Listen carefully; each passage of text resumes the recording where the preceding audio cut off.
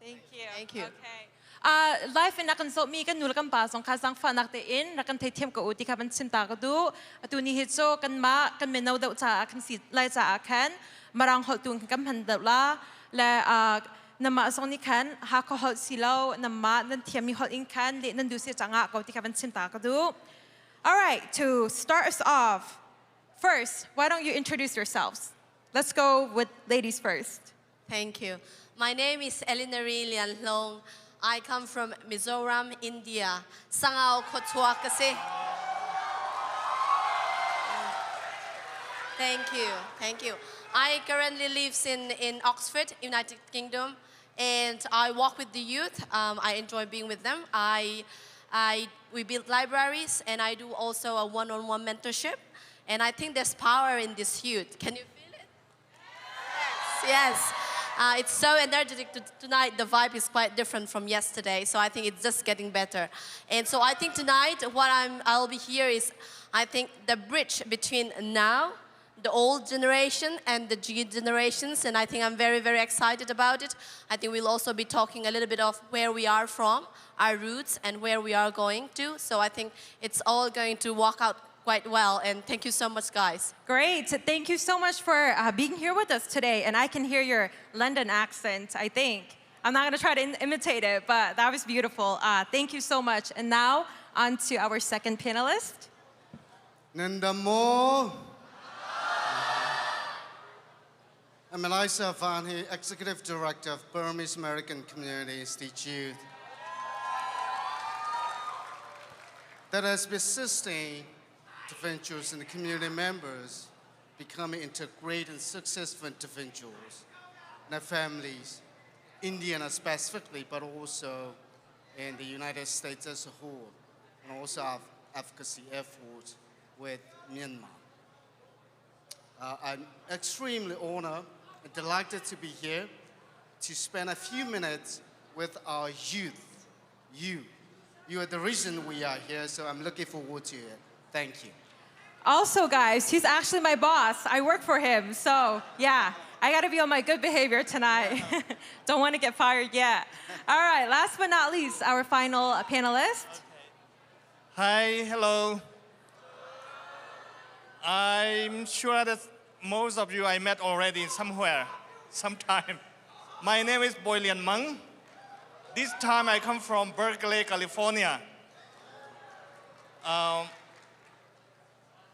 I was trained as a fighter, a soldier, but professionally, I work with Chin Human Rights Organization.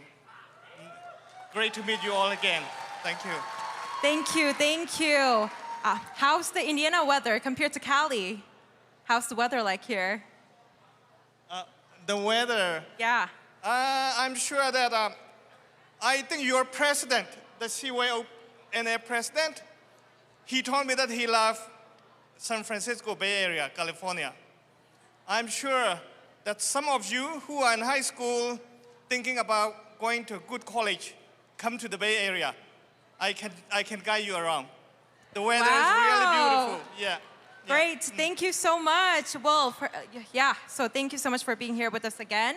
To start us off, our very first question is, what is the importance of acknowledging and that's my handwriting, and I can't remember that, guys. Okay, what is the importance of acknowledging and admiring our ancestors and cultural traditions? Why don't we start with ladies first, and then we can go down the line? I think, so our life, so to start it off with, we are born out of a million and a zillion thing, and we come here and standing here today. But to lead a meaningful life, what is the purpose in your life? I think because there are a lot of young people who are still in high school, starting into your tertiary educations. What is your purpose in life? And I think it's very easy to get lost. And I think, like I said yesterday, especially with the first and second generation of the Chin, or a lot of us would be like immigrant. We come from somewhere, but we were not the one who actually left. We were here, but the roots is somewhere there. So finding the balance between where we are here where we come from and the future, I think, can make us quite complex in defining ourselves. And I think the only way to gather and to be a composed human being is to understand the history, knowing what happened in the events of the history is very important so that we can shape the future. And I think if I would not know where I am from, just like you guys, I left India a long time ago to study. But then, knowing who I am, who I was from my ancestor, is really building me up to what I want to become in life. So I think connecting the past, the present, and the future, I think is a key to finding your purpose in life. And if you guys haven't found one yet, it's fine. Some people get it in their 30s, in their 60s. And I think we all are so advantaged in a way that we live in a world at the moment, everything in this generation, in the Z generations, it's very fast forwarding. So I think finding your balance and connecting to the roots will definitely make your future a meaningful one. So I think that is what the importance lies. Thank you so much. Thank you. Thank you. And I forgot to mention, you have about 1 minute to answer. But that's okay. That was my fault. What about the next? Let me just add one thing. It is just like without recognizing a problem, you will not be able to solve the problem. So just like that, without knowing where you come from, where your parents are, where descended from, really examining our roots, our beginning, it's difficult to really find our future, where we're going. So it's important that we take a moment and think about where we come from. And it's just like finding a problem first and then finding a way how to solve that problem. As simple as that. Thank you. Would you please kindly repeat the question again? Of course. Yeah, I know. Okay, so the question was, what is the importance of acknowledging and honoring our ancestors and cultural traditions? Thank you very much. That's a very important topic. That the motto itself of this conference is celebrating our roots, embracing our future. And in Eastern traditions and belief, some even worship their ancestor. So it is really the importance of who our ancestor was. Especially for the Chin, you just have seen the beautiful young man and young girls showing off their traditional dress and who they are. Actually, that remembering our root is like remembering our being. That it's really, really important. As you all are young man and young girl, the higher up you go along the way, the deeper you want to dig up your root and you want to know. Because this is who you are. This is who you are made of. This is in the Lai proverb. Manghalo. Those who don't know who he is or who she is a worthless person. So this is that important. Even there is our saying in a proverb that know yourself. If you don't know yourself, you are a worthless person. This is how we value and treasure our root. Thank you so much. And the back again, if you guys can just tone it down just a little bit, that would be great, please. All right, second question is, what steps can individuals take to connect with and embrace their cultural identity while also navigating and adapting to an ever-changing world? So in summary, what can we do to connect with and embrace our cultural identity? I'll start again. Yeah. So how many of you guys would be either a fourth or a fifth generation of princess and prince? Prince or princess? Is there anyone in this room? Boy fa na numa Na pi mo na pu mo than tlang boy hal kha boy zau pay boy na num mo. Yes. So if not, tonight I will be sitting here as a princess because my great father was the last chief of my tribe. But then I'm a commoner today, and it's fine. But the very fact that asking the why my country was being colonized, why am I divided into 3 different countries? What is the history behind? So as an individual, just questioning what my parents, my grandparents must have gone through to protect the land, to protect the people. My grandfather was the chief of Pangko. It's a tiny village. It doesn't matter. You could be king in your own 5 villages. It doesn't matter. But yet, what important is that the most important thing that my grandfather would be taking care was people, the town, the animals, the environment, and the whole ecosystem of his tribe. And then how do I connect back to it? Is asking the why, what history happened. And as I keep asking the 5 whys, I realize that how do I connect back as individual to find my roots and to be able to empower, because today we are all in a developed world. But the things that we have left behind, it is left as almost underdeveloped. I think some of us are not even into the ladder of being a developing countries, let alone being in the developed countries. So as an individual, finding my path is to ask what happened to my parents, and then to my grandfather, and to my ancestor. And I think just asking the simple why, I think would be the first step towards the many whys. Thank you. Thank you so much. How many of you in this room still speak your mother tongue? Please raise your hand. How many of you still understand your mother tongue? Wonderful, wonderful. This is what we like. This is exactly what it is.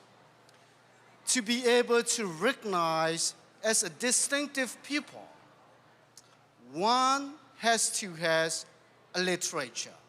That is a language, written language, and a myth, where you come from. That is your descent, your grandparents, your people. For instance, our Chin people came from Chinlung, and we climbed to the hills that we settled today, either Mizo, Chinland, Kuki, or so on and so forth. And then also, we need to have a land, a territory. As long as we have those 3 anthropologists, political scientists, international norms, and law recognize we are distinctive people. Today, Chins are distinctive people around the world. We are recognized by international community and the United Nations. So to be able to keep, preserve, and sustain, it is important that we all take a role.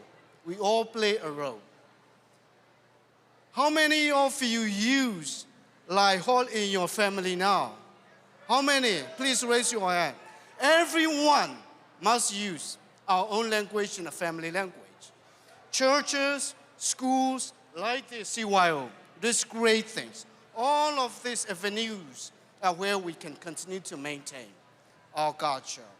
This is integration, not assimilation, to be able to successfully integrate in this land of opportunity and freedom. Thank you. Thank you so much. But should I repeat the question again?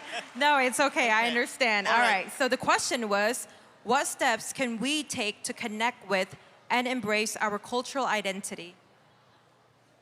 Thank you very much that my colleagues have discussed very well, and I didn't have much to say. One thing we need to remember is we, the Chin people, are indigenous people. Indigenous means, I believe that it doesn't need to interpret what indigenous means. Indigenous means we are the people live in that land, Chin land, before our ancestor and our people. No one else lived there. This is our homeland. We belong to that land. We belong to this custom. We belong to this tradition.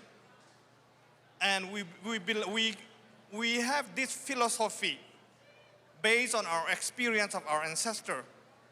So the clothes you wear tonight beautifully, the pumtek, if you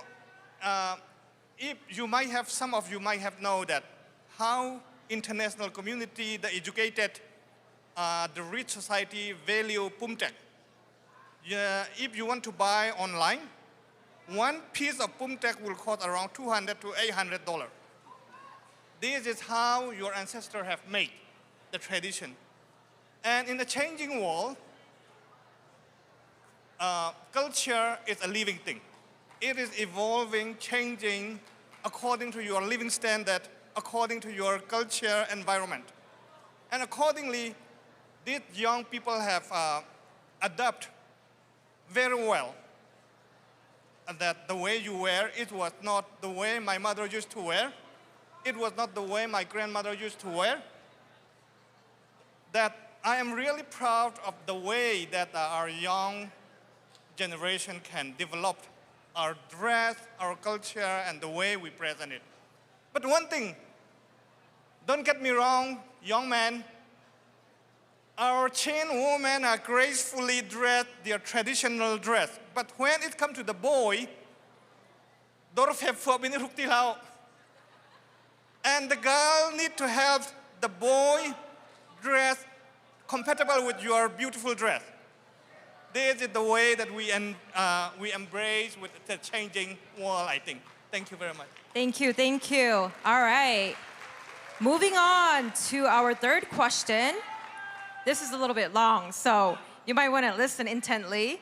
The question is, how can we ensure that the voices and perspectives of Chin American youth are heard and taken into consideration in international discussions and decisions concerning the crisis in Burma? So how can we ensure that the voices and perspectives of Chin American youth are heard and taken into consideration in international discussions and decisions concerning the crisis in Burma? Why don't we start from there? So that you don't need to repeat it again. It's okay, I don't mind repeating. Okay, thank you. That's a very important one. For a minority community like us, it is very important that our voice is heard. Even in our own homeland, we are ignored, we are discriminated based on our race and religion. That is not fair. That is why we are giving our life for. That is why we are fighting for. And when you are in a free world, like the United States, Canada, it is your chance to make your own voice heard. And I believe that together we can make a bigger voice instead of individually. Yes, individually you can still make your voice, but if we are together, our voice can be bigger. So Chin Youth Organization, Chin Student Union, those kinds of organization and coming together is a really good one. And now that when we talk about our voice heard, there is two things internationally. You can approach to the different government, or you can go to the United Nations body. For example, the Chin Youth Organization can have a program. If you are willing, my organization, Chin Human Rights Organization, have a status with United Nations Economic and Social Council, special consultative status. That means every event, we can invite and give accreditation to 15 organizations. If you are willing to come to join to the UN in New York, or the UN in Geneva, or the UN in Vienna, please just let us know. We will be very happy to accommodate you to come to participate in your voice heard in the United Nations. And I believe that in terms of approaching the United States government or other agency, that we will talk more. So in respect of that time, that I will stop now. Thank you very much. Would anyone like to add on? That's a great question, an important question. Two things here. I think this has to be done in two-way street. The effort of the youth and also the effort of actors, or key actors, either as institutional actors or individual actors. For instance, for example, NUG, CRPH, and Chin Youth Organization, BSCI, where I'm privileged to be serving. We need to be intentionally opening a way, path, opportunity, inclusively engaging the youth, like Chin youth, through the process of making sure that their concerns, their voice, their interests are taken into account in the process of policy making, decision making in many, many different fronts.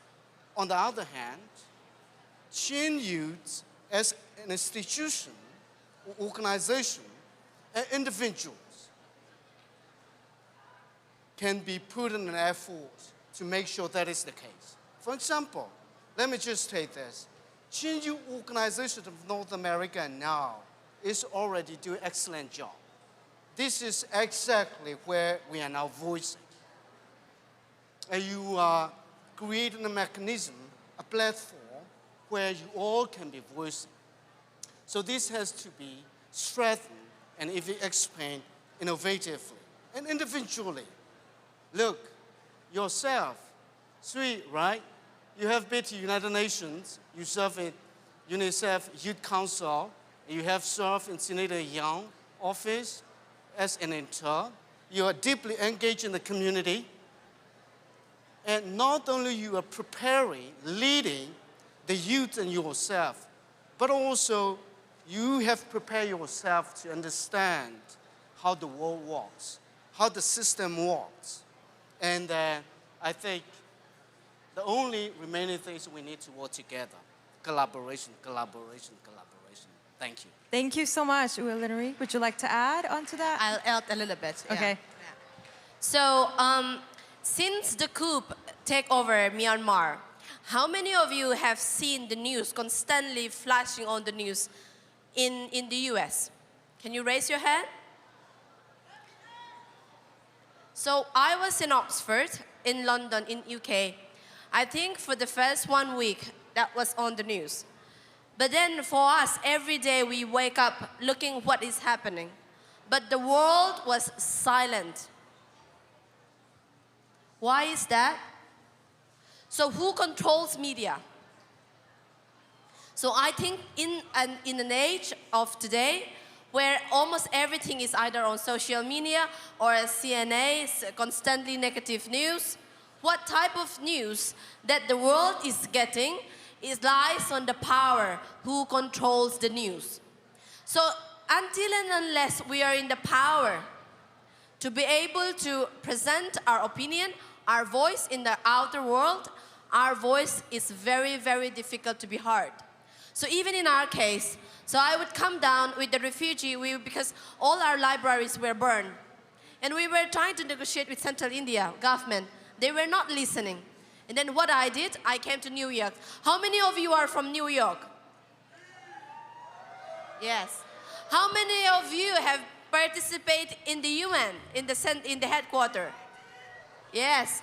So I think there needs to be many, many voices to be able to go, express our concern, and make a voice. Because sometimes, if, as I said, one single effort is not enough to change the scenario or the step of a country that is taking, a collectively voice, let alone this whole people, if we all in our one way, some of you might be singers, some of you might be dancer, some of you are like the one that we just see fashion.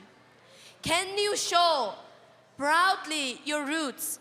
Can you identify and declare to the world who we are, what we represent, and we want what we want the world to hear about it. Until and unless you make your voice, nobody will listen. So how do we make our voice? I think starts from the youth, and as the both of you have been mentioned, I think there are channels. And I think you guys are very, very lucky because you are in the right place where you can easily access to those platforms and those forums. So I encourage you guys to do a little bit extra efforts, especially with like social entrepreneur, or you could just be in doing anything you want. But find a channel where you can express your concern, the thing you love about your roots, and the thing you want the world to know who you are. And I think if you want to, there would be a platform. Thank you so much. Wow, that was so, so good. Yeah. But last but not least, just a word of encouragement to the youth. If you can keep it to less than a minute, that would be perfect, please. Why don't we start with Elaisa? Well, I have been asked to give remarks tomorrow. So I want to save a little bit for that. But let me just say this.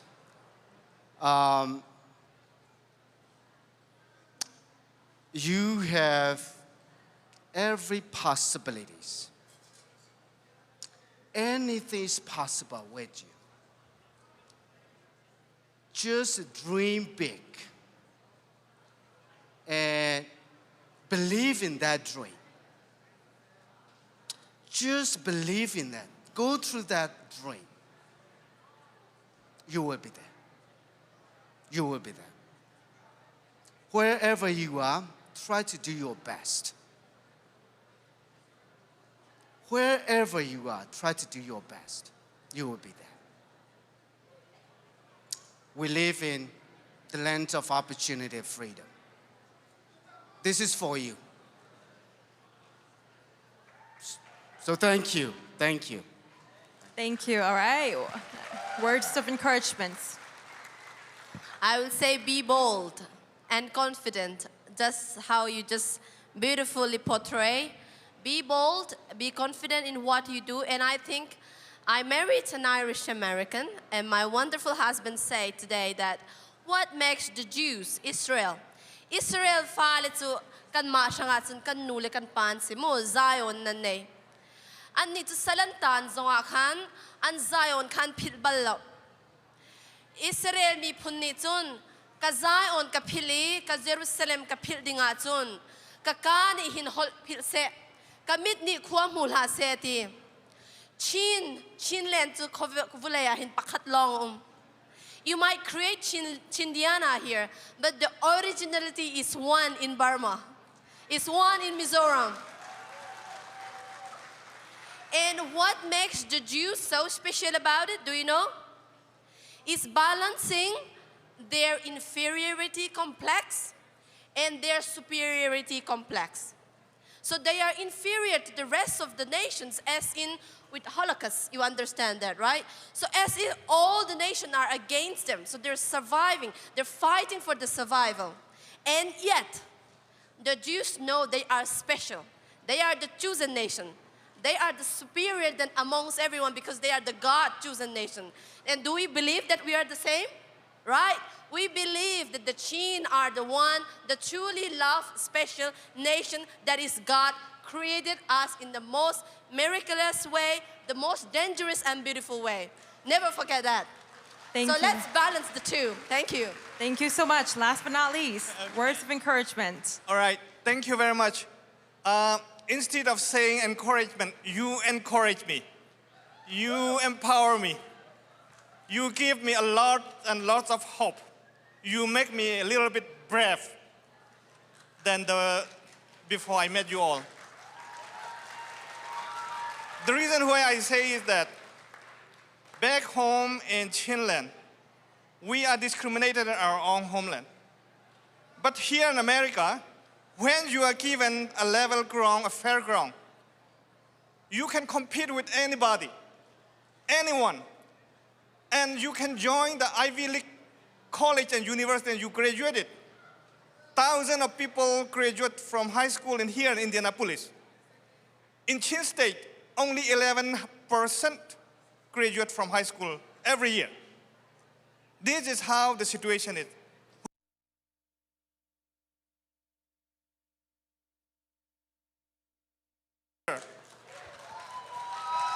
When given a level ground, we can go to the UN, New York, or Geneva, or Vienna. We can stand a challenge with those who terrorize us. They don't dare to stand against us. They don't even dare to show their face. And even more, you can do much, much more, better, bigger, and what we can only dream. You will be the one who can achieve it. You will be the one who can deliver the freedom we long for. You can be the one who can deliver the human right we have been crying for so long. Thank you very much for encouraging me. Thank you very much for encouraging. You are the hope for your parent. You are the hope for our homeland. Thank you very much. Thank you, thank you, thank you. With that being said, thank you so much for being here with us today, and that concludes our panel discussion. Thank you.